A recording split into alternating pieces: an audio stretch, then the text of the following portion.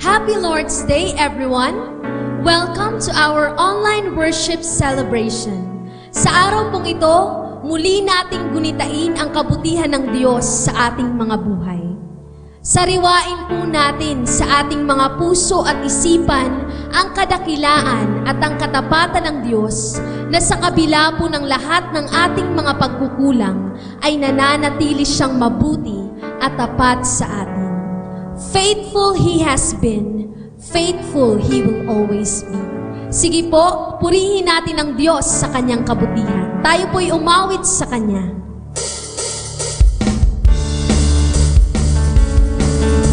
Kay buti ng Panginoon sa ating mga buhay.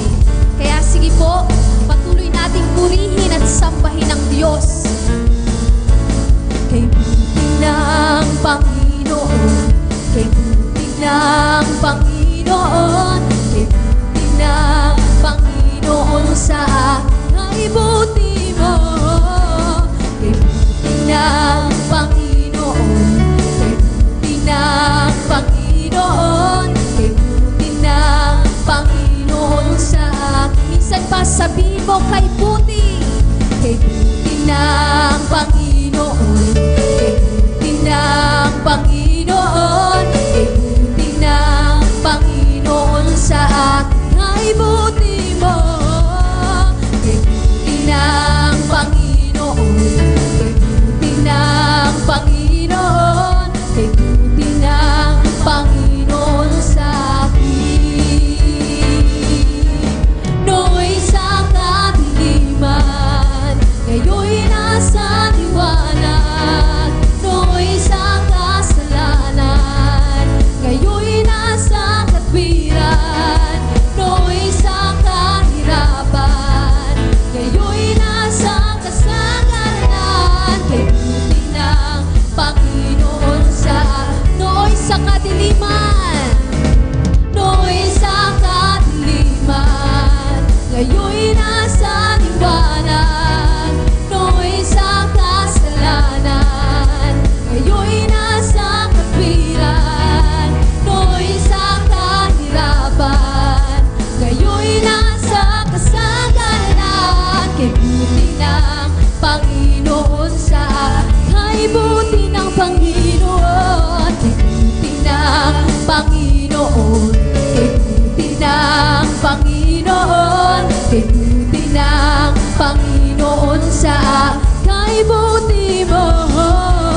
Kay buti ng Panginoon, kay buti ng Panginoon, kay buti ng Panginoon sa akin. Napakabuti ng ating Diyos, di siya nagbabago. Napakabuti, napakabuti ng ating Diyos, di siya nagkukulang. Itaas, itaas ang ngalan niya, lahat ng nilikha. Napakabuti ng ating Diyos, napakabuti, napakabuti ng ating Diyos, di siya nagbabago. Kay buti, napakabuti ng ating Diyos, di siya nagkukulang. Itaas, itaas ang ngalan niya, lahat ng nilikha. Napakabuti niya, ating Diyos. Ang nais ko'y magpasalamat, come on, sa ating Diyos. Magpuri sa Diyos, ang nais ko'y magpuri. Itaas ang ngalan ni Jesus. Ang nais ko'y magpasalamat sa ating Diyos. Ang nais ko'y magpuri.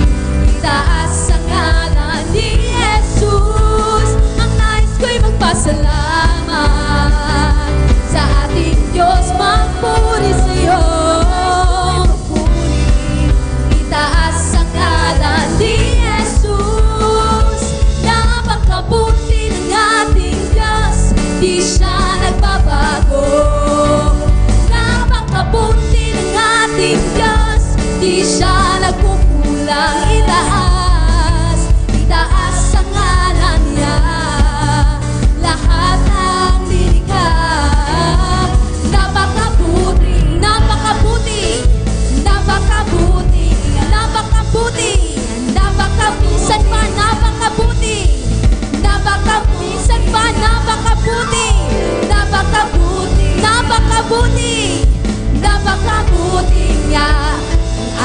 Diyos. Hallelujah! Praise God! Patuloy po tayong sumamba at dumulog sa presensya ng Diyos. Sabi po sa Psalms 120 verse 1, I lift up my eyes to the mountains. Where does my help comes from? My help comes from the Lord, the maker of heaven and earth. Saan nga po ba manggagaling ang ating tulong at lakas? Maraming beses po sa buhay natin that we thought tayo lahat ito. Akala natin nagtatagumpay tayo dahil magaling tayo, dahil devoted tayo, dahil committed tayo. Akala natin we became successful because of our own efforts and might. Pero ang katotohanan, ang Diyos po lahat ito. Ang Diyos ang ating tulong at ang ating lakas. Siya ang dahilan sa likod ng ating mga pagtatagumpay. Kaya naman po again, from where does our help comes from? Kanino nga po ba? Ang sagot, galing po ito sa Diyos. Kaya naman po patuloy tayong dumulog sa Kanya at patuloy na umasa sa Kanyang saklolo at paglingap. Awitan po natin ng Diyos.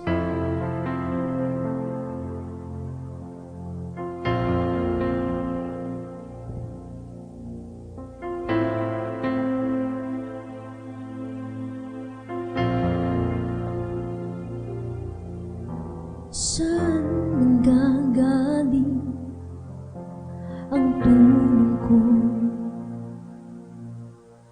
Panginoong Jesus, ako ay dinggin mo, pag-asa ko ay sa iyo, magtitiwala ako, pag-ibig mo lagi ang sandigan ko.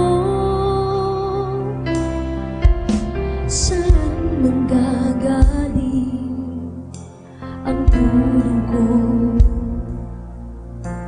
Panginoong Jesus, ako ay dinggin mo, pag-asa ko ay sa iyo, magtitiwala ako, pag-ibig mo lagi ang sandigan ko. Pangalan mo ang tatawagin ko, Jesus, ikaw ang kalakasan ko. Pinuno ng iyong pag-ibig, sa'yo'y mananalig. Lapat ka, Jesus, sa buhay ko.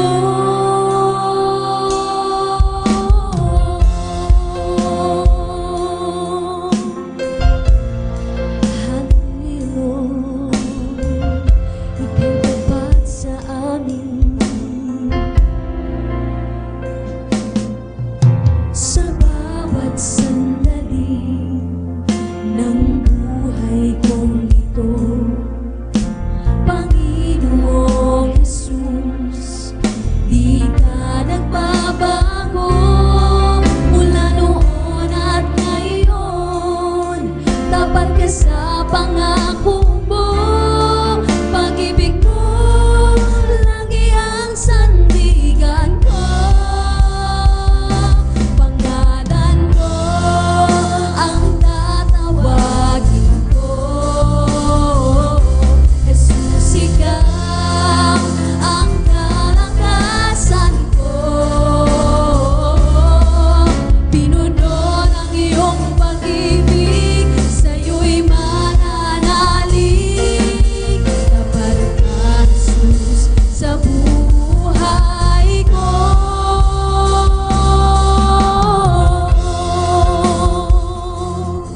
Minsan pa, sabihin mo sa Diyos, saan manggagaling ang aming tulong at lakas?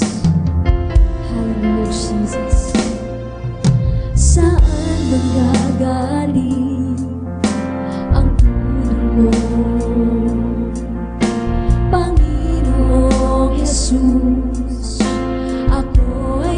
dinggin mo, pag-asa ko ay sa'yo. Magtitiwala ako, pag-ibig ko lagi ang sandigan ko. Sa bawat sandali ng buhay kong ito, Panginoong Jesus, di ka nagbabago. Mula noon at ngayon, tapat ka sa pangako mo. Pag-ibig mo lagi ang sandigan ko. Pangalan mo ang tatawagin ko. Jesus, ikaw ang kalakasan ko. Pinuno ng iyong pag-ibig, sa'yo'y mananalig. Tapat ka, Jesus, sa buhay ko. Pangalan mo ang tatawagin ko. Jesus, ikaw ang kalakasan ko. Pinuno ng iyong pag-ibig, sa'yo'y mananalig. Tapat ka, Jesus, sa buhay ko. Pangalan mo ang tatawagin ko. Jesus, ikaw ang kalakasan ko. Pinuno ng iyong pag-ibig, sa'yo'y mananalig. Tapat ka, Jesus, sa buhay ko. Pangalan mo ang aking tanggulan. Pag-ibig mo ang laging kanungan. Ikaw ang aking puglihan, sa'yo'y mananahan. Ika'y sapat kailan pa man. Jesus, ikaw ang liwanag. Panginoon, hatid mo'y pag-asa sa lahat ng tumatawag. Jesus, ikaw ang tagapagligtas. Jesus, ikaw ang liwanag. Panginoon, hatid mo'y pag-asa sa lahat ng tumatawag. Jesus, ikaw ang tagapagligtas. Jesus, ikaw ang liwanag. Panginoon, hatid mo'y pag-asa sa lahat ng tumatawag. Jesus, ikaw ang tagapagligtas. Lahat ng papuri, pagluwalhati, alay sa'yo, O Diyos. Ang aking puso, ang aking buhay, alay sa pagsamba. Lahat ng papuri, pagluwalhati, alay sa'yo, O Diyos. Ang aking puso, ang aking buhay, alay sa pagsamba.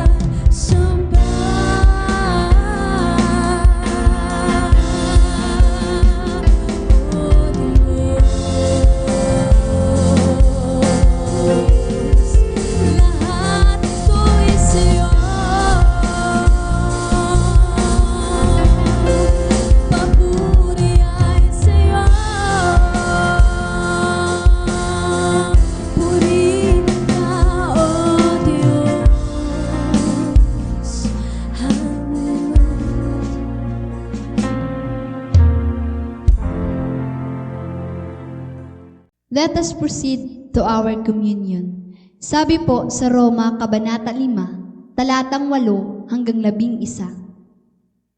Ngunit pinatunayan ng Diyos ang kanyang pag-ibig sa atin nang mamatay si Kristo para sa atin nung tayo'y makasalanan pa. Yamang sa pamamagitan ng kanyang dugo, tayo ngayon ay napawalang sala. Lalong tiyak na maliligtas tayo sa poot ng Diyos. Dati tayo mga kaaway niya, ngunit tinanggap na niya tayo bilang mga kaibigan sa pamamagitan ng pagkamatay ng kanyang anak. At dahil dito, tiyak na maniligtas tayo sapagkat si Kristo ay buhay. At hindi lamang iyan, tayo'y nagagalak dahil sa ginawa ng Diyos sa pamamagitan ng ating Panginoong Hesukristo. Sapagkat dahil sa Kanya, ay tinanggap tayo bilang mga kaibigan ng Diyos. Tunay nga po na ang kaligtasan ay na kay Kristo lamang. Kainin po natin ang tinapay at inumin ang saro.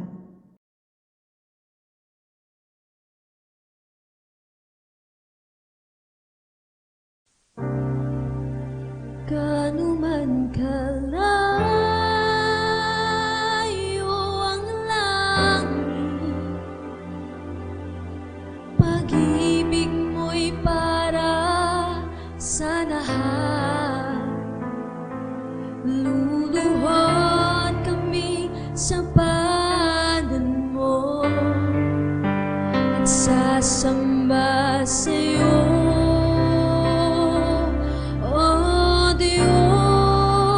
Gaano man kalayo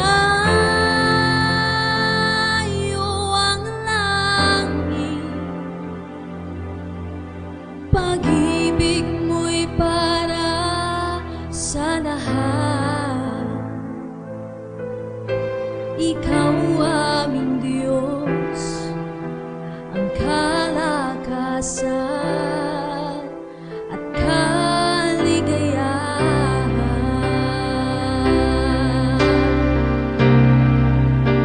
Gaano man kalayo ang langit, pag-ibig mo'y para sa lahat. Luluhod kami sa panan mo at sasamba sa'yo.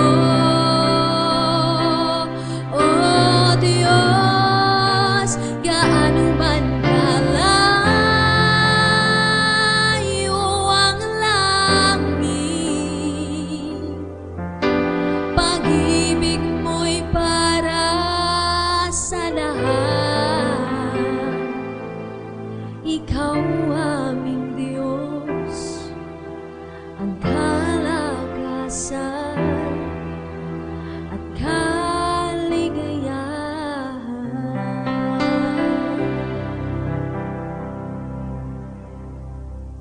Ang pinakaunang pagsamba sa Diyos ay hindi ang pagsayaw, pag-awit at pagpuri, kundi ang ating pagbibigay. Sino ang gusto ng tira-tira, bawas at kulang? Hindi ba't ayaw natin ng bawas, tira-tira at kulang? Palaging buo ang nais natin. Gayon din ang nais ng Diyos. Sabi nga po sa Malakias 3:10, dalhin ninyo ng buong buo ang inyong mga ikasampung bahagi sa tahanan ng Diyos upang matugunan ang pangangailangan sa aking tahanan. Subukin ninyo ako sa bagay na ito kung hindi ko buksan ang mga bintana ng langit at ibuhos ang masaganang pagpapala. Mga kapatid, malinaw sa salita ng Diyos na dapat nating dalhin ng buong buo, hindi kalahati o tira-tira, kundi buo at mainam na ikasampung bahagi ng biyayang ating natanggap. Kapag ginawa natin ito, ang Diyos mismo ay may pangako na bubuksan niya ang bintana ng langit at ibubuhos sa atin ang masaganang pagpapala. Kaya naman, lahat po tayo ay mag-ikapo at handog. Maaari niyo pong ipadala ang inyong ikapo at handog sa mga account na makikita ninyo sa screen. God bless you. Have a blessed day, guys. We are about to hear and receive the fresh word of God from our pastor. We would like everyone to respect the ministry of the word. Please avoid distractions, no roaming around, no chatting and use of cell phones, and avoid talking to the one next to your seat. Please have your Bibles and take note every message you hear from the man of God. Just relax and enjoy the word of God.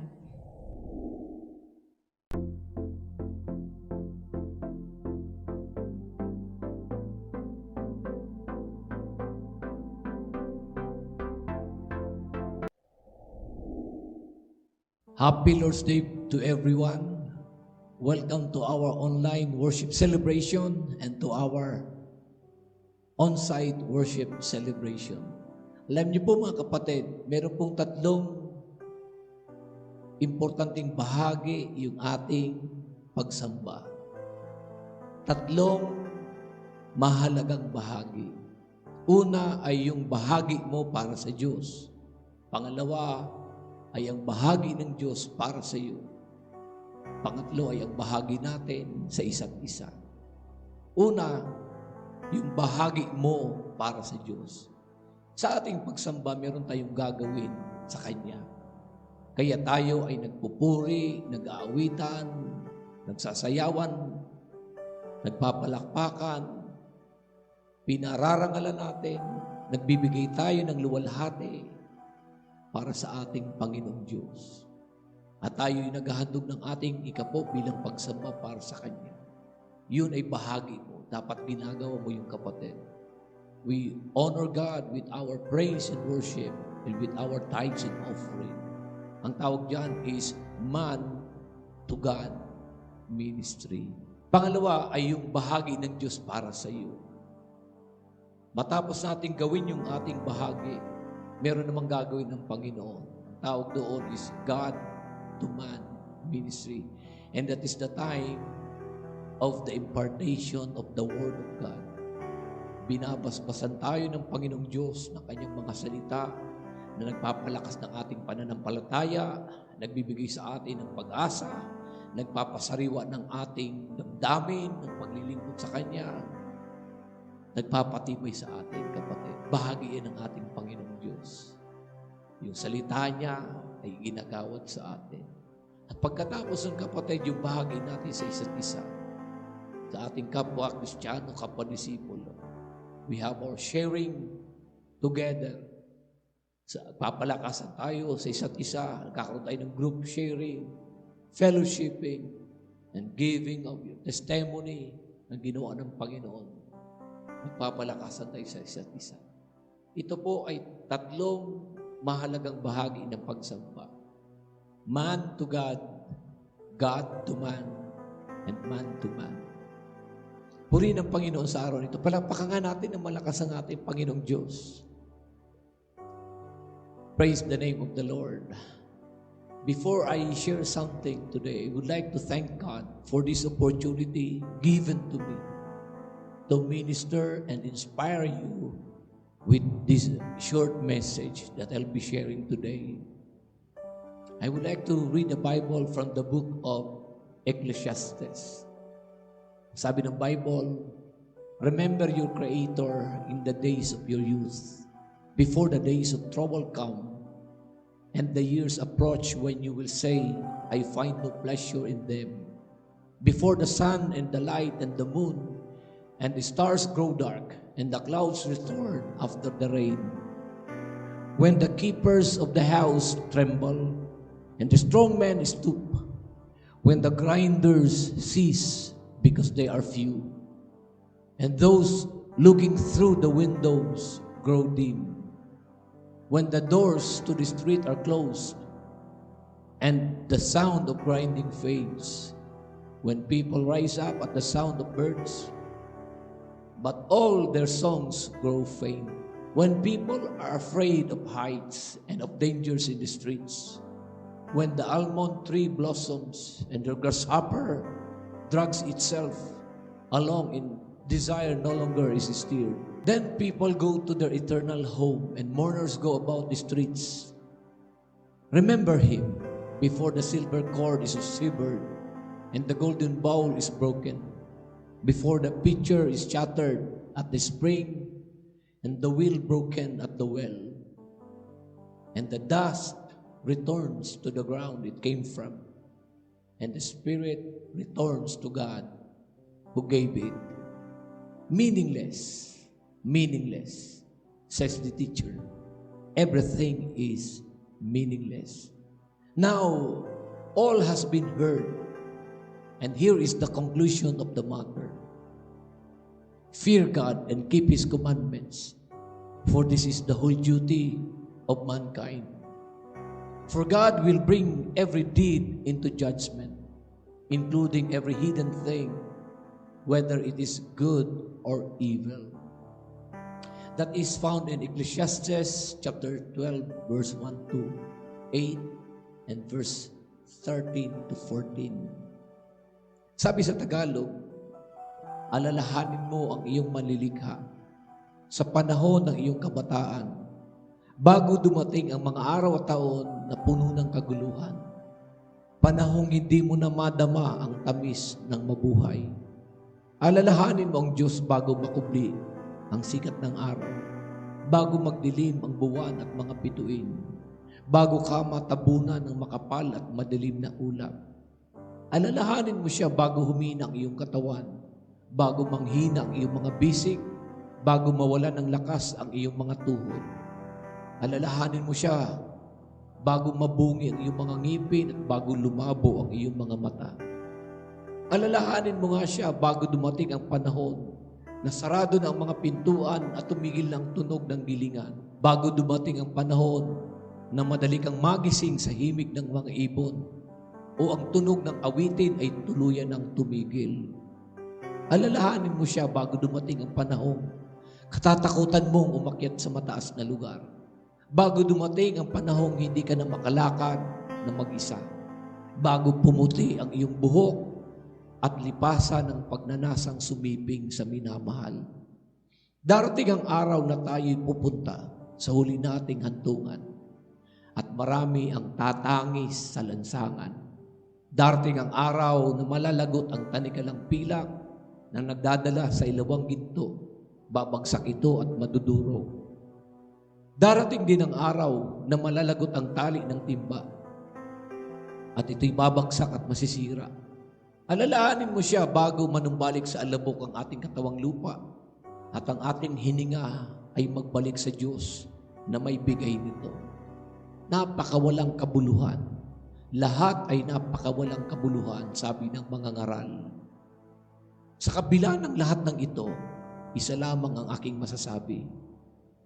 Matakot ka sa Diyos at sundin mo ang kanyang mga utos, sapagkat ito ang buong katungkulan ng tao.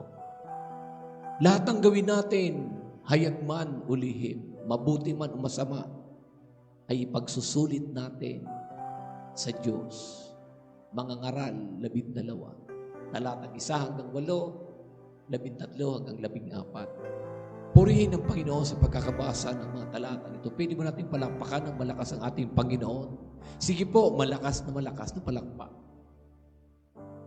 Alam niyo po mga kapatid, lahat tayo ay gustong magtagumpay at maging masaya.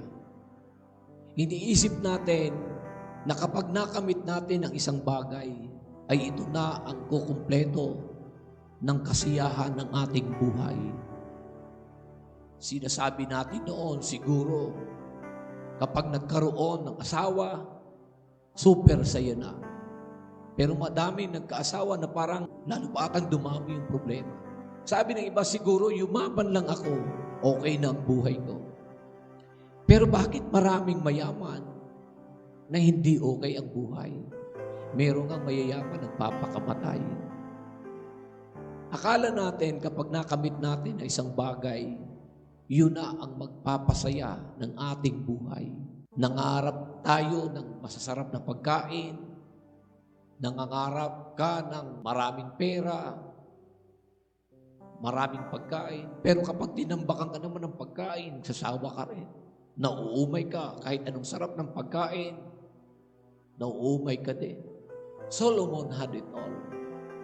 Halos lahat ng bagay meron si Haring Solomon. He had it all. He had 700 wives and 300 concubines. Si Haring Solomon ay merong 700 asawa at 300 kabit. He had a lot of wealth and money, and he was in power.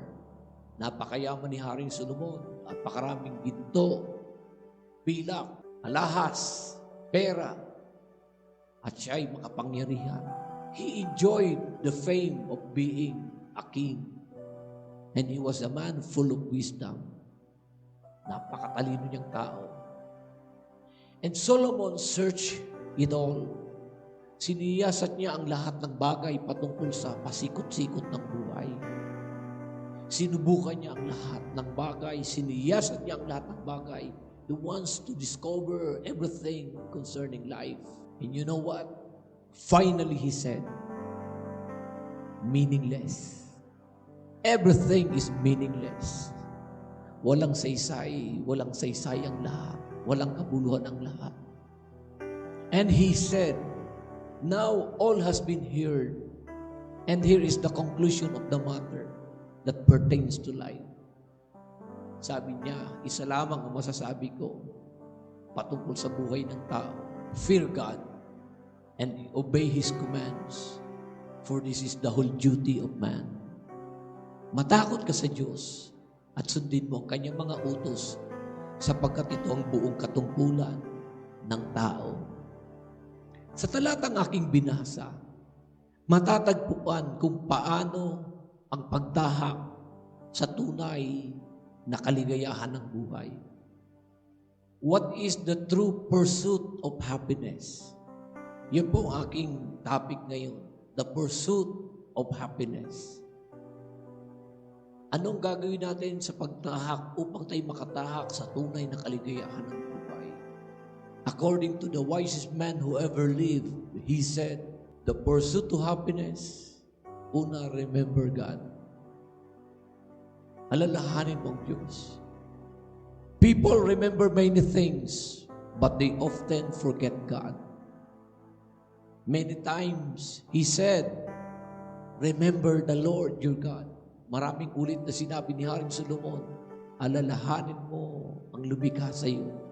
Alalahanin mo ang Diyos na yung manlilikha. Ang tunay na pagtahak sa kaligayahan ng buhay, una ay pag-alala sa ating Panginoon. Remember God. Huwag mong kalilimutan ang Diyos. You journey with Him. There was a man who had forgotten God. He only had one ambition in life, to make money. And his name was John the Rockefeller Sr. At the age of 33, he got his first $1 million. At the age of 43, he controlled the biggest company of the world. And at the age of 53, he became the wealthiest person on planet Earth. He was known as the only billionaire of the world nung time na yun. And he thought money is everything, but life gave him a lesson. He got sick of alopecia. Naglalagasan ang mga buhok sa katawan niya. Naging butot balat siya. He was earning $1 million a week that time. But what he can only take to digest is milk and crackers. Madami ang galit sa kanya. Kaya may bantay siyang maraming gwardiya araw at gabi sa Pennsylvania. Hindi siya nakakatulog. Hindi siya ngumingiti. Napakayamang tao, ngunit ang buhay ay miserable. And the doctors predicted that he had 1 year to live. Sabi ng mga doktor, 1 taong ka na lang mabubuhay. One newspaper had written his obituary in advance in case of his sudden death. Then one sleepless night, John the Rockefeller came to his senses and realized that he could not take one dome with him into the next world. He learned and accepted the fact that money is not everything. He realized that what he really needs is God. God is all he need. God is everything, not money. You know what? The next morning, he was a changed man. He began to help churches with his amassed wealth and established the Rockefeller Foundation. The foundation's funding of medical research lead to the discovery of penicillin. John the Rockefeller began to sleep well, eat and enjoy life. He did not die at 54, but he lived to 98. God knows what will make you happy. Kailangan mo ang Panginoong Diyos. Sabi ng Bible, wala tayong magagawa kung tayo hiwalay sa Kanya. Man without God is nothing. God without man is still God. Remember Him. Alalahanin mo ang Panginoong Diyos. Tumingala ka sa Panginoon, kailangan natin siya. Pangalawang pursuit to happiness, you redeem the time. Samantalahin mong pagkakataon at panahon. Samantalahin mo, buhay mo kapatid. Habang malakas ka pa, redeem the time to serve Him. Sabi ng Bible, remember God in the days of your youth. Redeem the time before the days of trouble, before the end of your time, before you die. Habang bata ka pa, kapatid. Sabi ng Bible, bago dumating ang araw ng kaguluhan, bago dumating ang wakas, at bago ka mamatay.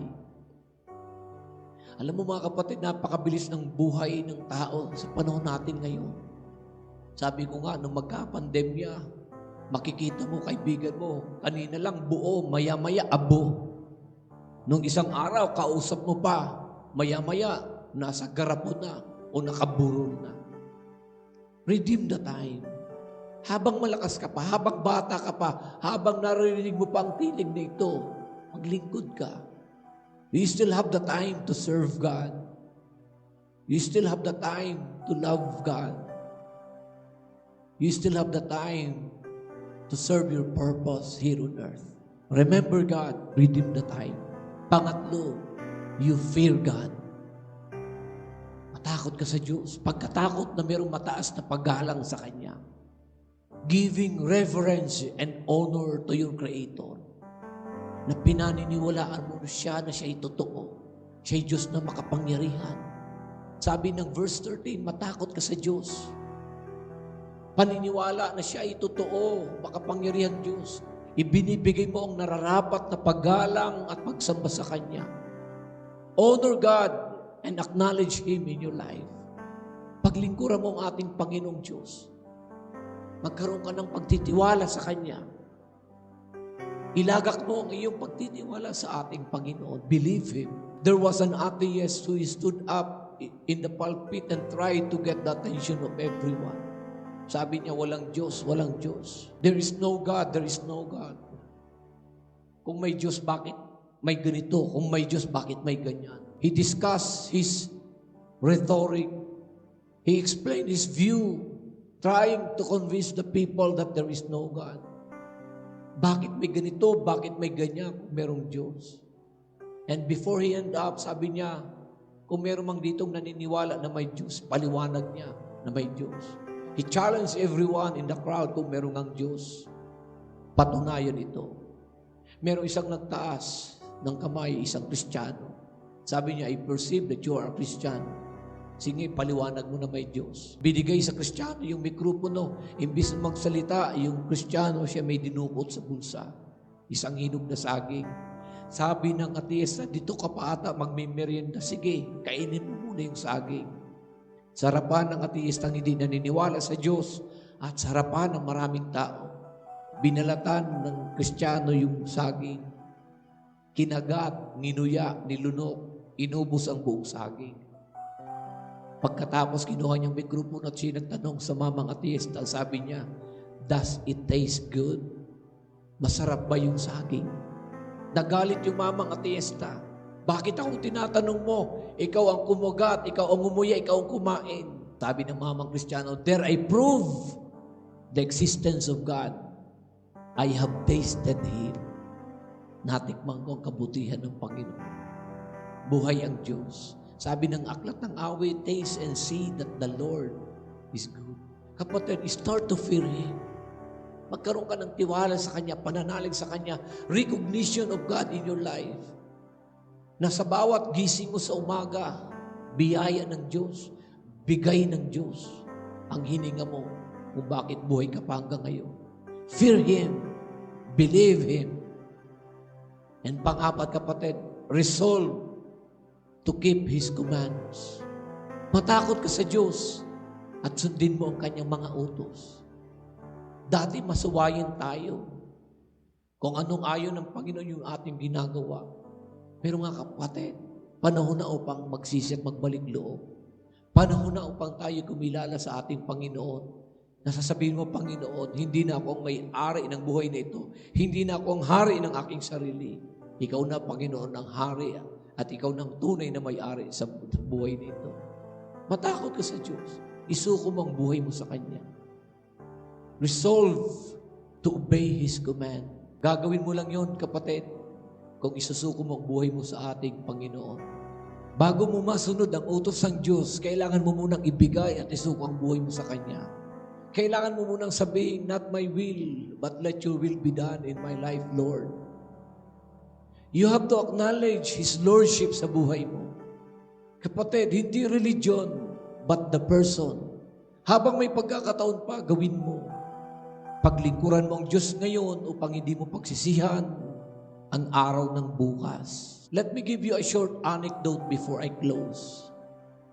I always share this every time I am being invited sa isang malungkot na lamay. But for the sake of everyone, I want to share these things to you. Isang maikling kwento. Meron isang batang naglalaro ng bola at gumulong yung bola sa may kalsada. Pinulot ng isang pastor o isang mangangaral yung bola at sabi, Nuno, Nini, huwag kang maglalaro ng bola di sa may kalsada, baka mabunggo ka. Mabuti pa, tuturuan kita patungkol kay Jesus. I will teach you how to pray. I will teach you about Jesus. Habang kausap ng pastor yung batang yon, biglang dumating yung nanay, hinablot yung kamay ng bata. Ano tinuturo mo sa anak ko? Don't you know that my child is too young to know about God? Sobrang bata pa ng anak ko upang malaman yung tungkol sa Diyos na sinasabi mo. Alam mo, walang nagawa yung pastor kasi ayaw ng magulang. Pero the Lord is so gracious. Lumaki yung batang yun, naging dalaga, naging binata na sa kanilang school, sa kanilang campus. Muling nagpadala ang Panginoon ng isang mangangaral na kagaya ko. Dahil sabi ng Bible, He wants that all men be saved. Gusto ng Panginoon lahat ay maligtas at makakilala sa Kanya. Merong isang pastor na nagyaya doon sa binatang yun, sa dalagang yun. Sabi niya, Brad, sis, can I invite you for a Bible study? I would just want to share Jesus to you. Pero sariwang-sariwa pa sa isip ng binata, ng dalagang yun, yung narinig niya sa nanay niya, nung siya'y maliit pa. Sabi niya sa pastor na yun, Pastor, pasensya na, I'm too young to know about God. I'm too young. Bata pa ako. Buhay ko ngayon sa happy-happy, sa picnic, happenings, party, kung saan. But I'm too young to know about Him. So walang nagawa yung pastor kasi hindi po sa pilitan ang paglilingkod sa ating Panginoon. Lumipas ang mga panahon, yung binatang yun, yung dalagang yun, nakapagtapos ng pag-aaral, nakapag-asawa na, nagkapamilya na, nagkaroon na ng mga anak. Habang siya nagtatrabaho sa kanyang opisina, again, the Lord is so gracious. Gusto ng Panginoon, lahat ay maligtas. Muling nagpadala ang Panginoon isang mangangaral na kagaya ko. At sa kanyang opisina, dumating yung mangangaral at sabi, Nay, Tay, can I invite you for a Bible study? Gusto ko pa ipakilala si Jesus sa iyo. Alam mo, sabi ng nanay na yun, tatay na yun, ay nako, iho, pasensya na, pastor. Ang dami kong anak na pinag-aaral, ang dami kong babayarang utang at ang dami kong tatapusing trabaho. I'm too busy to know about God. I'm too busy to know about God. Maraming tao ngayon ganun ang dahilan. Walang panahon sa Diyos kasi busy. Walang panahon sa Kanya dahil abala sa maraming bagay. I'm too busy to know about God. Alam niyo po, lumipas pa ang mga panahon. Yung tatay na yun, yung nanay na yun, nagkaapo, nagkaedad, puti ng buhok, kulubot na ang kanyang balat. Mahina ng kanyang pandinig, malabo ng kanyang paningin, at nanginginig ng kanyang tuhod kapag lumakad, may basto na, may tungkod na. Matanda na, lolo na, lola na. Pero ang Panginoon ay nagpadala muli ng mga ngaral. Sabi ng pastor niyon, Lolo, Lola, pwede ko bang maibahagi sa iyo ang Panginoon? Pwede mo ba akong bigyan ng pagkakataong maibahagi sa iyo ang Panginoon? Alam mong sagot ng lolong yun, ng lolang yun, sabi niya, anak ko iyo, pasensya na. Maghanap ka lang ng mga iba dyan. Huwag na sa akin, I'm too old to know about God. I'm too old. Itong nakakalungkot, kapatid, mula nung bata hanggang siya'y tumanda, hindi nagkaroon ng pagkakataong alalahanin ang Panginoon. Hindi nagbigay ng pagkakataong bigyan ng panahon ng Diyos. Nung siya'y maliit pa, I'm too young. I'm too busy. I'm too old.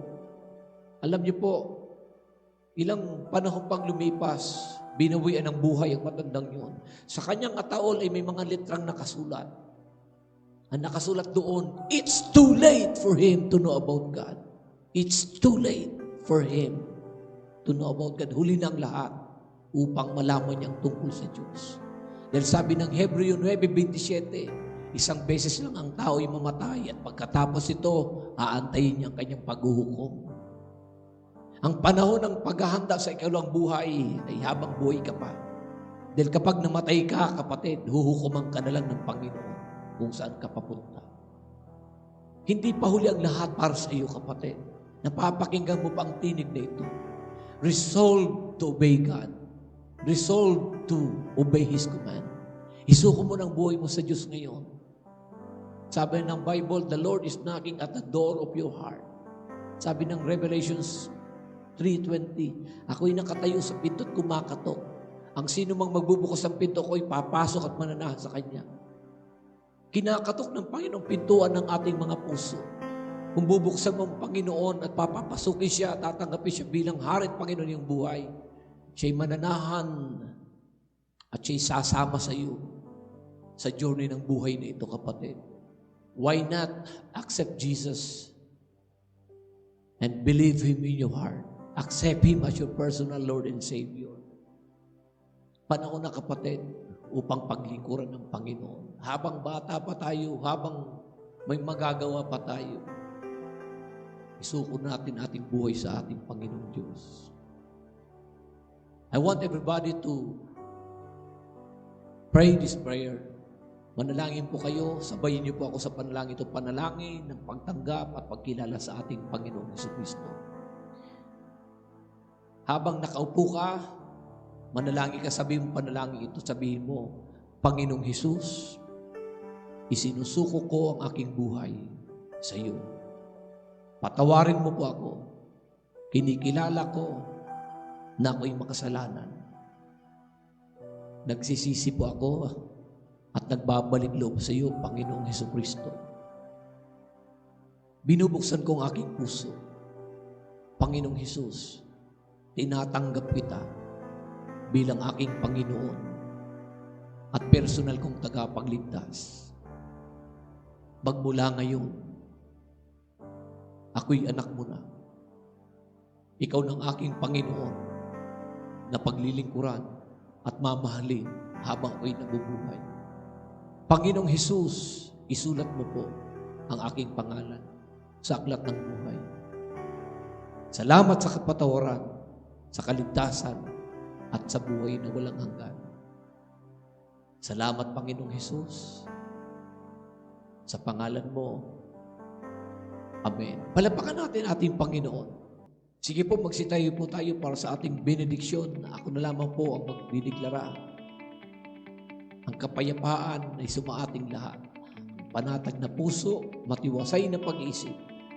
Ang masayang kalooban at malakas na pangangatawan, ang pinagpalang buhay at kabuhayan ay dumali sa iyo at sa iyong sambayan.